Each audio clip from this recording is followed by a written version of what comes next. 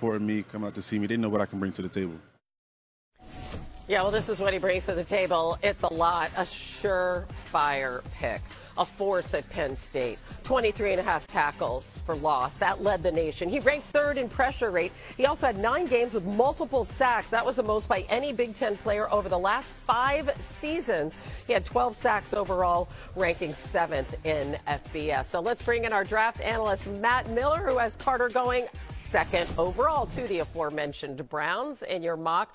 Any concerns at all if he can't work out for teams before the draft? No, Hannah, I'm not worried at all. I know Carter said today at his pro day that he's 100% from the shoulder injury. This is just a precaution, and he's proven it over the last 3 years at Penn State. The tape speaks for itself, and hearing today that he's 100%, that makes you feel good as a team that you're not going to have a surgery after the draft or when you get into training camp that would maybe delay the start. And we would have seen something come out of the NFL scouting combine where he did medicals. We would have known, hey, the shoulder or the foot injury are more serious than it looks. But I think it's a very telling aspect of the pre-draft process. Abdul Carter's only meeting with 4 teams: the Tennessee Titans, the Cleveland Browns, the New York Giants, the New England Patriots. Those are the teams that have picks 1, 2, 3, and 4 in the first round of the NFL draft. So he obviously feels very comfortable and confident that he'll be drafted in the first 4 picks, as he should be, because I do think he's the best player in this draft. And he said it great. A pass rusher can impact the game in so many ways. He showed that even when hurt. If you go back to the bowl game against Notre Dame, he took over that game with one shoulder. So, guys, I don't have any concerns at all. Yeah, Matt said the tape speaks for itself. I'll describe the experience of watching his tape. He wins so quickly that you constantly have to rewind and slow it down to try to see how did he win so quickly, because he does it with his first step, which is explosive. He's got such a nasty stutter step. His footwork is tremendous. He has speed. He has bend. He has power. He has a great pass rush plan that I think is going to continue developing in the NFL. The only questions I have about him, aside from the health ones, are really just size related, and I think that would probably be the only thing that separates him from maybe some of the truly elite edge prospects of the last decade or so. But make no mistake, this is the best pass rusher in the draft. He is arguably the best player in the draft. Any team of those top 4 would be lucky to have him. Yeah, can you imagine him paired with Myles Garrett? In the meantime, the Browns star weighed in on Cleveland's quarterback situation. Any team that's going to go far needs a quarterback, and one that's young, can learn, is willing to be patient with the process. And there's going to be some bumps in the road. It's going to be some learning pains, but us as a team, as an organization, has to be able to be a landing pad for him, to fall back on, and being able to be on the defensive side and help him out whenever things go wrong. Okay, not for nothing, but I really like his jacket.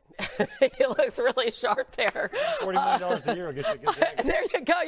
You can get some good threads for that. What's their plan? Let's say they don't get a quarterback in the draft. What is Cleveland thinking in that regard? Well, they've already been looking at veterans, Hannah. They were all in on Russell Wilson. They tried to sign him, didn't work out. He went to the Giants, so they will pivot. They would consider Kirk Cousins a viable option. Right now, he is not available, so the Browns can find out in the next Lent and eventually trade him. They could wait until after the draft to do so, and Cousins has a no-trade clause. So a lot going on with that, but people around the league are still eyeing that potential marriage. Cousins and Kevin Stefanski have a history. They go well together. Carson Wentz is on their radar, too, as a contingency plan. So those are 2 veterans they're at least looking at. Right. They have Kenny Pickett. Obviously, Deshaun Watson is out. All right. Let's move on to a new face in a new place. And it's a very well-known one. Stefon Diggs officially introduced by his new team, the Patriots, today in Foxborough. Here's what he had to say this afternoon. I definitely look forward to getting back on track.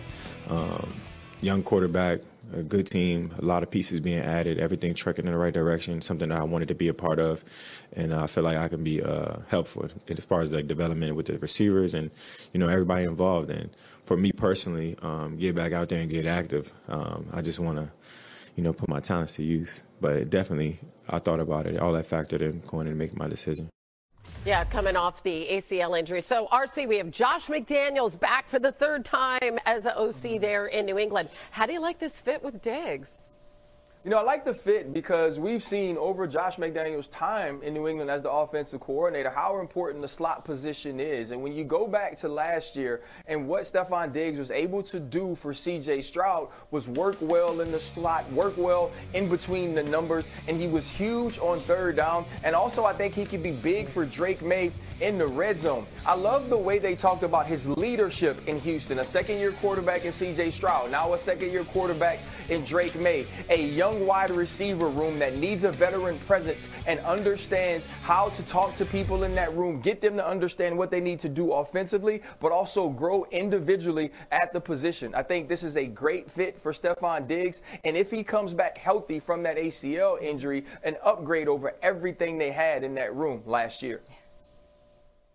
Yeah, to put that in perspective, what you're describing in terms of the upgrade, through just half of the season, Stefon Diggs had as many first downs as any Patriots receiver over the course of an entire season last year.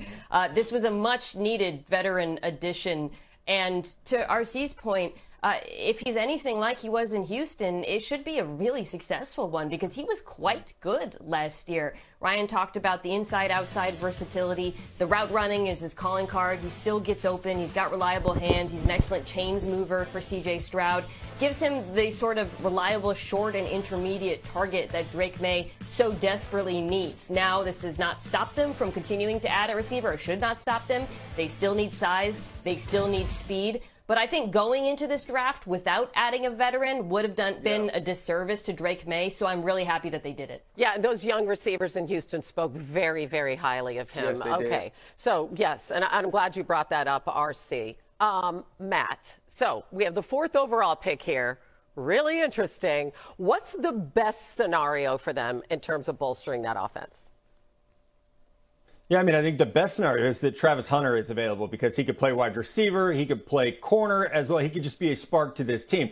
Now, they have a huge need at left tackle, and I think that's where this draft gets interesting. If Travis Hunter's off the board at number 3 to the New York Giants, do the Patriots reach slightly for an offensive tackle? We actually saw the Arizona Cardinals do this a few years ago. They took Paris Johnson out of Ohio State at number 6 overall, and we all thought, well, that's kind of a reach. But they needed a left tackle. They needed someone to protect, Kyler Murray. So that's kind of the scenario that I'm watching to see if this unfolds. If Travis Hunter's off the board, do the Patriots make a small reach for someone like Armand Membo from Missouri or Will Campbell from LSU to fill in this left tackle spot? Because they've spent money, almost $200 million in free agency. They've brought in a ton of veterans with new head coach Mike Vrabel. They've honestly checked so many boxes on this roster. But left tackle with Vidarian Lowe sitting there as the starter right now, that feels like an area where if you're looking for what could shake up the draft, when we do our mock drafts, what could maybe be a difference maker in the chalk that is the first 5 picks, this is that spot New England could go left tackle.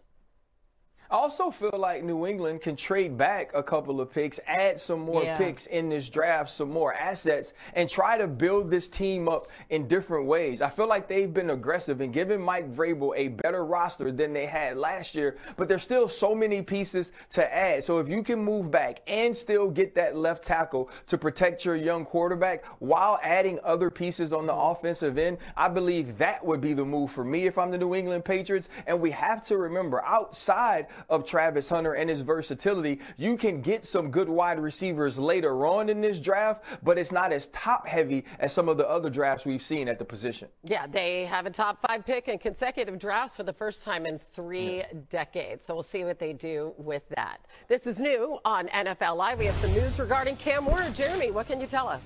Hannah, the Tennessee Titans should be working out Cam Ward privately as we speak. They flew into the Miami area at around noon. We're talking the cavalry, the GM, the team president, the head coach, the offensive coordinator, the quarterback coach. So they're all there to work him out. They're also going to do the same with Colorado's Shedeur Sanders in the next few weeks. But the feeling around the league is that Ward to Tennessee is gaining momentum. Okay, Ward at number 1 overall seems to be the consensus in all of the mock drafts. But we have some other interesting quarterbacks in this draft to talk about coming up on NFL Live, and we're just getting started.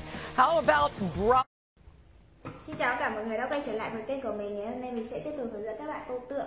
Tượng hôm nay của mình sẽ có tiêu đề là gấu trắng. Mọi người, hôm nay vòng của mình sẽ có tiêu đề là tượng của mình sẽ có tiêu đề gấu nâu. Bây giờ mình bắt đầu làm nhá.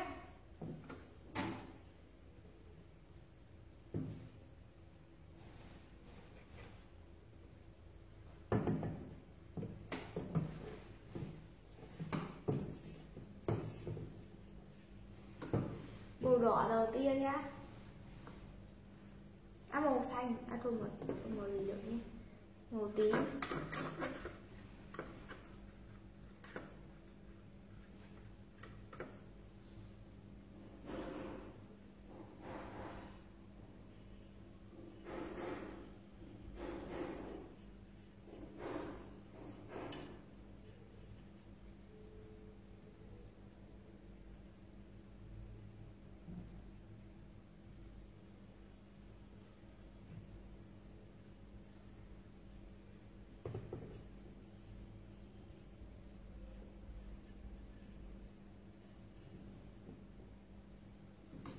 Đến màu xanh dương nhá.